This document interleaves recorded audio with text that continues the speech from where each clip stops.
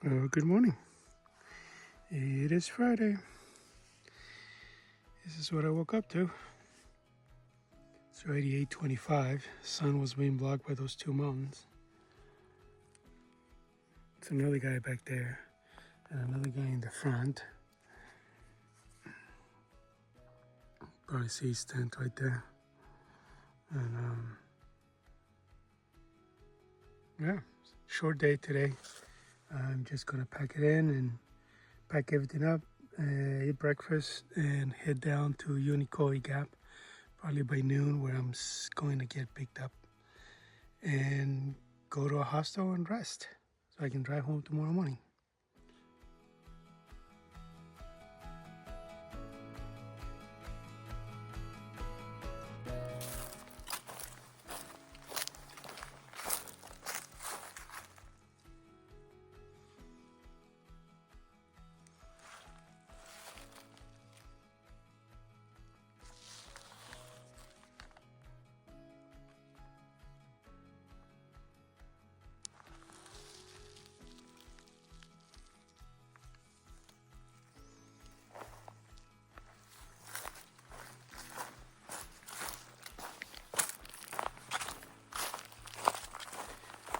Oh, good morning.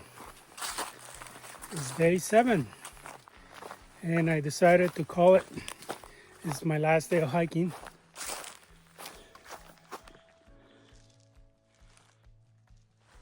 I could probably do another day or 2 days, but normally I would go in for a resupply by now. I got enough food for 3 days, but just my appetite is not quite there, and some of the things that I change for, I'm able to take him in and keep him down, but the main reason is because the next bailout point is, Unicoi Gap, and after that I have to do 2 days. There is another bailout, but it's a gravel road. It'll probably charge me a lot more to pick me up from there. I think it's like from Unicoi to the next bailout, I think it's over 14 miles. And while I could do a 14-mile day, I could break it up today, do some of it, and then the next day. But that gives me an extra day to rest when I get home before I get back to work. So this is a great bailout point. Unicoi is one of the main roads. So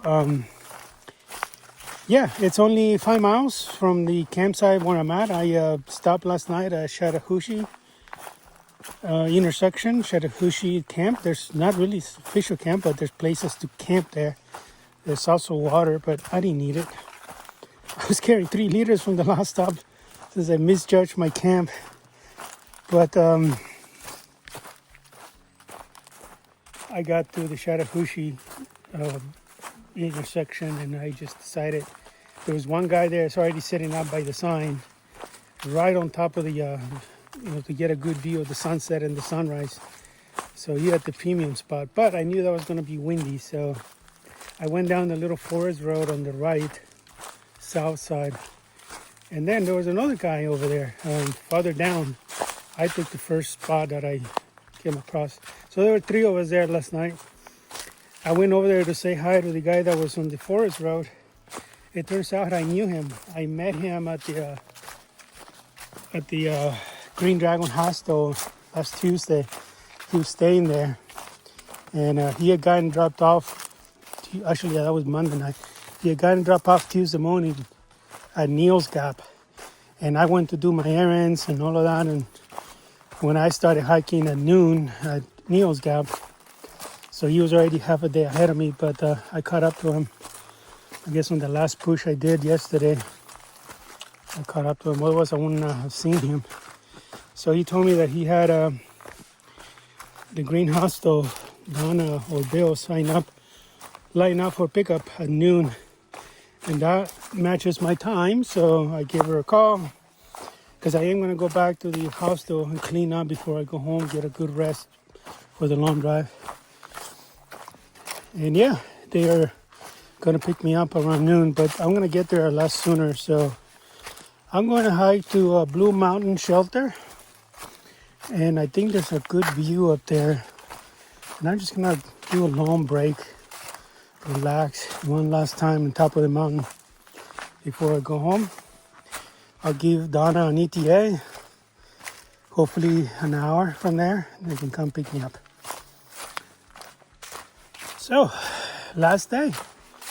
It's been painful. It's been challenging, at least for me it has, to hike 7 straight days on the AT.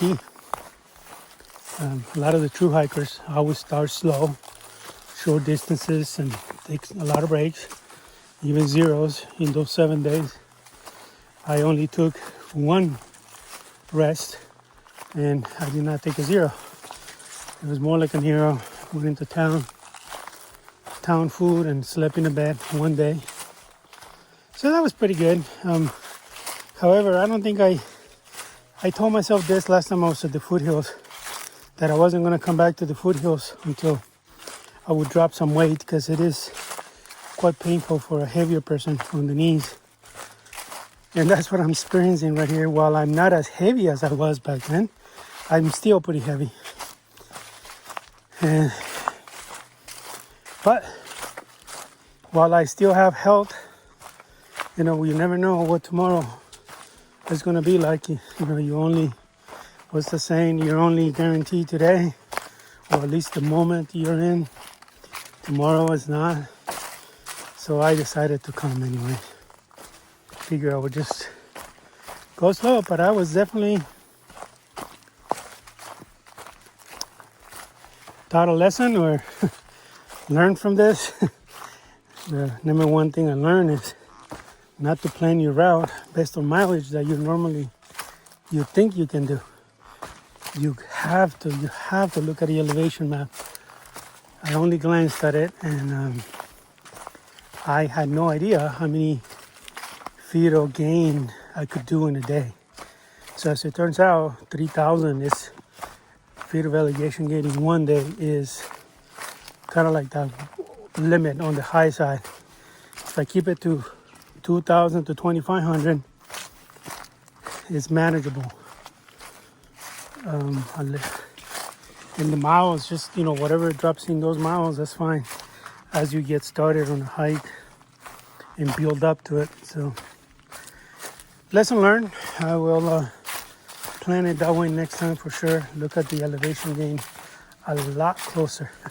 I mean, I was only looking at, okay, that climb is this long and this many feet up, but wasn't adding the total for the 1 day.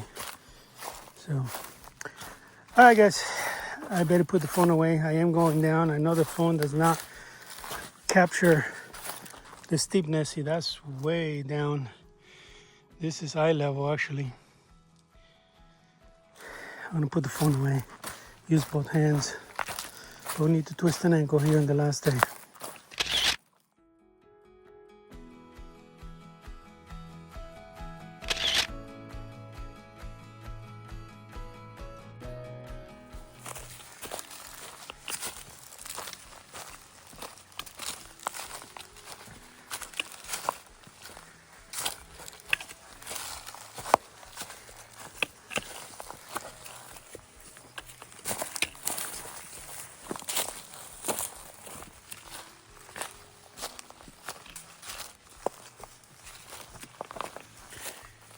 Going up Blue Ridge Mountain, and I get past like nothing.